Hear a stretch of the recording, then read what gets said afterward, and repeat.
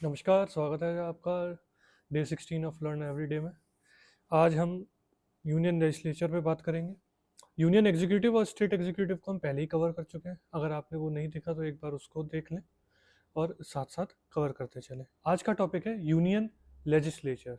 Executive हमने cover कर लिया, 3 पार्ट्स हैं, लेजिस्लेचर, एग्जीक्यूटिव एंड जुडिशरी।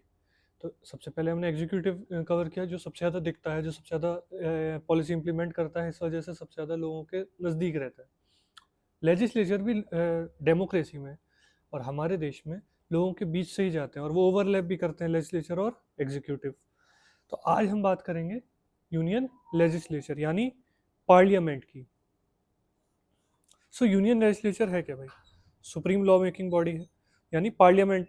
सीधा सीधा ले लीजिएगा यहाँ पे, मतलब ठीक। Supreme law making body of India represents people and states. Lok Sabha, Rajya Sabha, ठीक है। सेंट्रल पिलर ऑफ डेमोक्रेसी, ठीक। ये ऐसे शब्द, central pillar of democracy, represents people and states, इन चीज़ों को मीन्स के पॉइंट ऑफ व्यू से भी याद रखिएगा। Now constitutional basis part 5 chapter 2, ठीक है। चैप्टर 1 एग्जीक्यूटिव है, article 79 to 122, powers and procedures. इनको आप बेयर एक्ट से एक बार कवर कर लेंगे। कंपोजिशन, कंपोजिशन में भाई सिर्फ लोकसभा राज्यसभा नहीं है, प्रेसिडेंट भी है। प्रेसिडेंट अपने आप में एक इंस्टीट्यूशन है। तो जब भी आपसे पूछा है कितने पार्ट्स हैं या कितने उसमें आप कंपोजिशन पूछा है पार्लियामेंट का, तो always start with president, Lok Sabha and Rajya Sabha. भूलिएगा मत। ये स्टेटमेंट कई बार कंफ्यूज करने के लिए आ जाता है और लोग कंफ्यूज होकर हाँ लोकसभा राज्यसभा करके चले आते हैं। But you are UPSC aspirant, you should know that parliament composition consists of 3: president, lok sabha and rajya sabha. So first of all, lok sabha, house of people, ठीक है।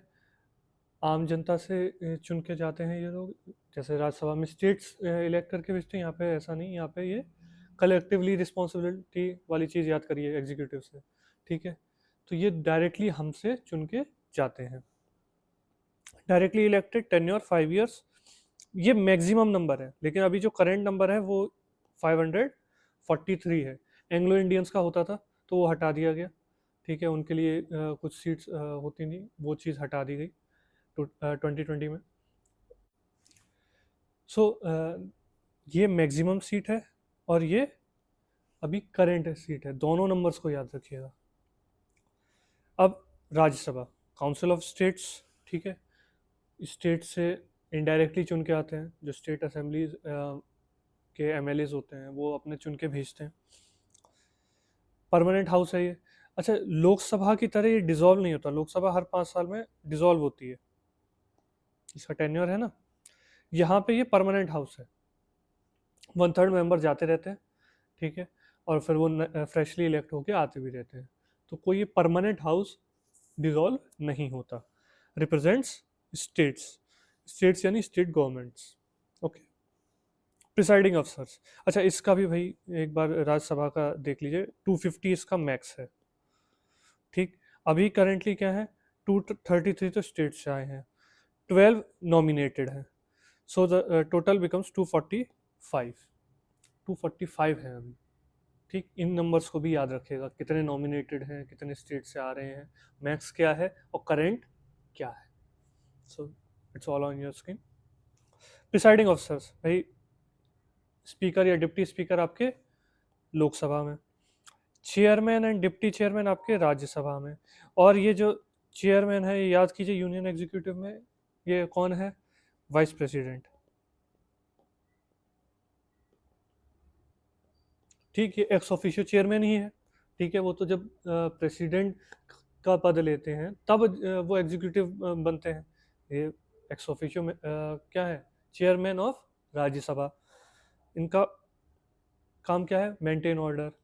जितना कर पाए, वैसे तो कुर्सियाँ उर्सियाँ भी चल जाती हैं हमारे यहाँ, लेकिन जितना ये कर पाए उतना ये मेंटेन करते हैं कि ऑर्डर हो, अच्छे से डिस्कशन हो, किसकी कब बारी आएगी बोलने की, कौन कितनी देर बोलेगा, ये सारी चीज़ें मेंटेन करना किसका काम है, स्पीकर या डिप्टी स्पीकर, चेयरमैन और deputy chairman in their respective house, Lok Sabha and Rajya Sabha.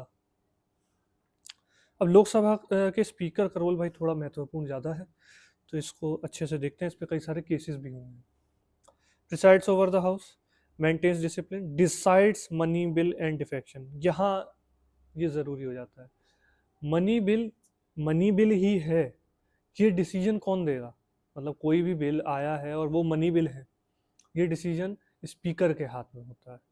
ठीक है, स्पीकर डिसाइड करते हैं कि कोई पर्टिकुलर बिल मनी बिल है या नहीं है। Same goes with defection. Defection में क्या भाई, सरकारें गिर जाती थी, लोग अपनी पार्टी छोड़ के चले जाते थे, दूसरी पार्टी ज्वाइन कर लेते थे, वॉलेंट्री अपनी मेंबरशिप गिव अप कर देते थे। तो ये राजीव गांधी के टाइम पे ये चीज़ आई थी, एंटी डिफेक्शन लॉ, कि जब तक एक पर्टिकुलर नंबर नहीं होगा, 1/3 या वैसा नंबर नहीं होगा, तब तक मेंबर्स छोड़ के नहीं जा सकते, जिससे सरकारें बनी रहे, एक स्टेबिलिटी बनी रहे। वरना एक टाइम ऐसा भी आया था जब साल साल भर बाद सरकारें गिर जा रही थी, स्पेशली इलेक्शंस कई बार कराने पड़ रहे थे, कई बार पॉलिसीज जो है इम्प्लीमेंट नहीं हो पाई थी, क्योंकि हर सरकार आ रही है वो पिछली सरकार का चेंज कर रही है। तो इसलिए डिफेक्शन, इस पे भी काम कौन करेगा? स्पीकर। अब स्पीकर का जुडिशियल इंटरप्रिटेशन, ये केस है, इसमें किहोतो होलोहान वर्सेस जाली वो 1992, तो टिपिकल नाम है भाई। Defection decisions subject to judicial review. ठीक है, सुप्रीम कोर्ट ने कहा कि भाई स्पीकर जो डिफेक्शन के रिलेटेड लेते हैं कि इसको भी जुडिशियल रिव्यू के अंडर लाया जाएगा, ये जुडिशियल रिव्यू से बाहर नहीं है। ये सेम चीज़ अभी उस आपका मनी बिल रिलेटेड भी आएगा, वो भी जुडिशियल स्क्रूटनी के अंडर है, जुडिशियल रिव्यू नहीं, स्क्रूटनी। जुडिशरी ये तो कह सकती है, रिव्यू में हो गया कि वो सीधे सीधे डिसीजन ही दे देगी। ठीक, स्क्रूटनी में सिर्फ वो उसको स्क्रूटनाइज करेंगे, वो उसको डिसीजन नहीं देंगे, वो स्पीकर के हाथ में ही मनी बिल की पावर रहेगी। एंटी डिफेक्शन लॉ भाई 10th शेड्यूल में है, voluntary giving up membership of the party, violation of party whip. Party whip, whip पता है ना, जो जैसे मारा जाता है घोड़े को, हाँ वहीं से आया है इशू। ठीक है, तो पार्टियां विप जारी करती है, आपने अखबारों में या न्यूज़ में सुना होगा, पार्टी ने विप जारी किया है, सारे मेंबर्स आ गए हैं, कोई इंपॉर्टेंट बिल आना है या कुछ। ठीक है, तो जो पार्टी कहती है कि हाँ भाई सपोर्ट करना है, सब सपोर्ट करते हैं, पार्टी कहती है नहीं कर रहा है तो नहीं करते हैं, ये चीज़ें होती हैं। ठीक है, तो काइंड ऑफ डेमोक्रेसी नहीं, काइंड पार्टिक्रेसी है। बट उसके लिए एक स्टेबिलिटी बनाए रखने के लिए ज़रूरी भी है कि एक स्टेबल गवर्नमेंट रहे, गवर्नमेंट के जो बिल्स हैं, लेजिस्लेशन के जो प्रोसेस हैं वो स्मूथली रन होते रहें, उसके लिए कह रहे नेसेसरी इविल भी हो जाता है, तो उसको मेंटेन रखने के लिए ये एंटी डिफेक्शन लॉ लाया गया था, क्या पार्टी की विचारधारा से अलग ना जाए। हालांकि उस पर विचारधारा के साथ चल के भी कई बार ऐसा देखा गया है कि वो अपनी पार्टी की विचारधारा को भी स्क्रूटनाइज करते दिखे हैं कई सारे एमपीस। रिसेंट जो डिफेक्शन केसेस हुए हैं, कीशा मेघा चंद्र सिंह, ये रिसेंट का है, 2020 का ही है।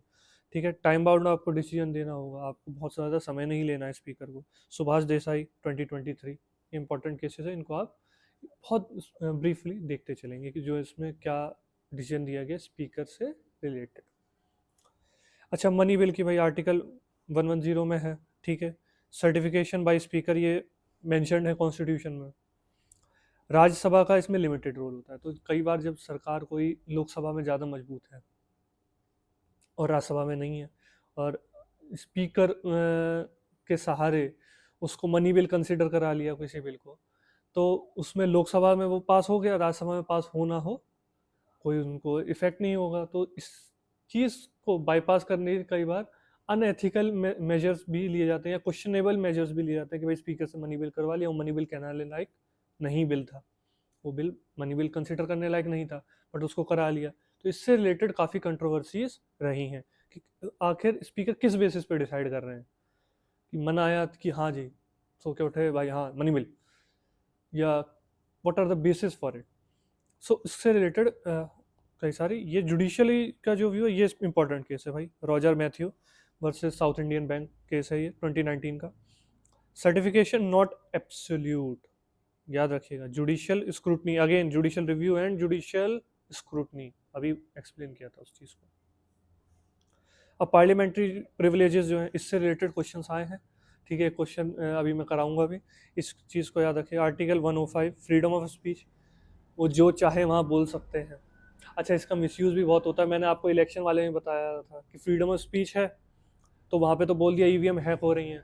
जब इलेक्शन कमीशन ने बुलाया कि आओ दिखाओ हमको ईवीएम कैसे हैक होती हैं, तब वहाँ कोई नहीं गया, ठीक है, क्योंकि वहाँ पे फिर उनको मिस इन्फॉर्मेशन के चार्जेस लग सकते थे, क्योंकि वो रियल निकलते नहीं। तो अपने लेकिन सेशन में उनको एब्सोल्यूट फ्रीडम ऑफ स्पीच है, वो कुछ भी बोल सकते हैं, और वो खैर एक ज़रूरी चीज़ भी है ताकि वो बिना डर के बोल पाएँ, ठीक है। बट उसका मिसयूज़ भी बहुत ज़्यादा होता है।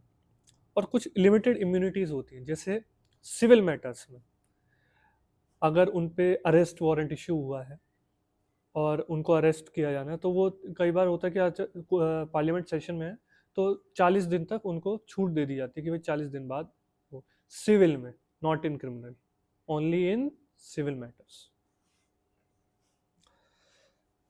प्रीवियस ईयर क्वेश्चन ले लेते हैं, 2019 का है। With reference to the speaker of Lok Sabha, भाई स्पीकर पे क्वेश्चंस बहुत आते हैं, ठीक है, स्पीकर रिलेटेड, तो इसलिए स्पीकर एक इम्पॉर्टेंट टॉपिक है, उसको अच्छे से पढ़िएगा लक्ष्मीकांत से। और अब लेजिस्लेशन का आप एनसीईआरटी का भी चैप्टर पढ़ना स्टार्ट कर दीजिए, इसके बाद स्टेट लेजिस्लेचर लेंगे। Lok Sabha, speaker of Lok Sabha consider the following statements. Speaker of the Lok Sabha decides, speaker वैसे लोकसभा का ही होता है, ठीक है, वो वहाँ चेयरमैन बोलते हैं, इन पॉइंट्स को भी ध्यान रखिए। Decides whether a bill is money bill और नॉट, ठीक है भाई, ये statement. The decision of the Speaker of the Lok Sabha in this regard is final and cannot be questioned in any court of law.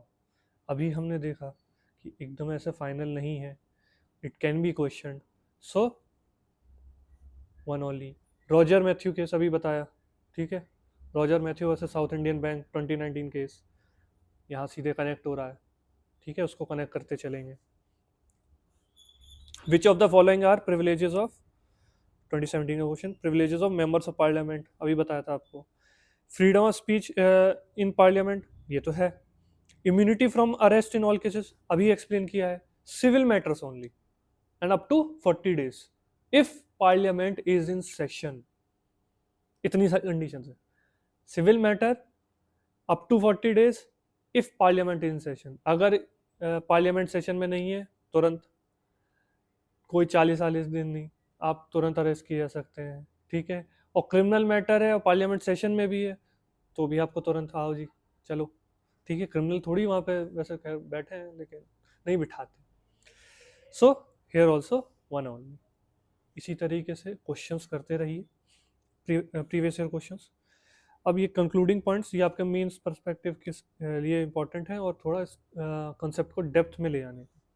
Parliament is central to democracy, ठीक, democracy का मंदिर कहा जाता है पार्लियामेंट, ठीक है, specially उसका लोकसभा, ठीक है। राज्यसभा आपके फेडरल स्ट्रक्चर को मजबूत करने के लिए एक इंपॉर्टेंट रोल निभाता है, ऐसा नहीं है कि वो बेकार है, वो स्टेट्स की आवाज़ लेके आता है, स्टेट गवर्नमेंट का और यूनियन के साथ एक रिलेशन मेंटेन करने में भी एक महत्वपूर्ण भूमिका निभाता है। इंश्योर्स अकाउंटेबिलिटी, मैंने बताया था कलेक्टिव अकाउंटेबिलिटी है, ठीक, पीएम, कैबिनेट या काउंसिल ऑफ मिनिस्टर, वो पूरी एक बॉडी है। कैबिनेट शब्द दोबारा बता रहा हूँ, कॉन्स्टिट्यूशन में नहीं है, काउंसिल ऑफ मिनिस्टर है। So Council of Ministers are collective responsible to Lok Sabha. Lok Sabha is responsible to us. Rajya Sabha is responsible to the states. State and their state assemblies are responsible to again us. So directly, indirectly, it is all responsible to we the people of India. Judicial oversight preserves balance. ठीक है, कि मनमानी ना करने लग जाए, राजा साहब ना बन जाए, वो याद रखें कि they are representatives not rulers, ये याद रख लीजिएगा, रिप्रेजेंटेटिव्स नॉट रूलर्स। इस चीज़ को कौन मेंटेन करता है? इंडिपेंडेंट जुडिशरी, बेसिक स्ट्रक्चर, ठीक, इस तरीके से आप, अगेन मैं बता रहा हूँ, लक्ष्मीकांत से इसको पढ़ लीजिए, एनसीईआरटी एंड बेयर एक्ट तो आपको करना ही करना है, ठीक है, वो तो नॉन नेगोशिएबल है, ठीक। तो और साथ ही प्रीवियस ईयर क्वेश्चंस इस चीज़ को करते रहिए। So see you tomorrow, learn every day.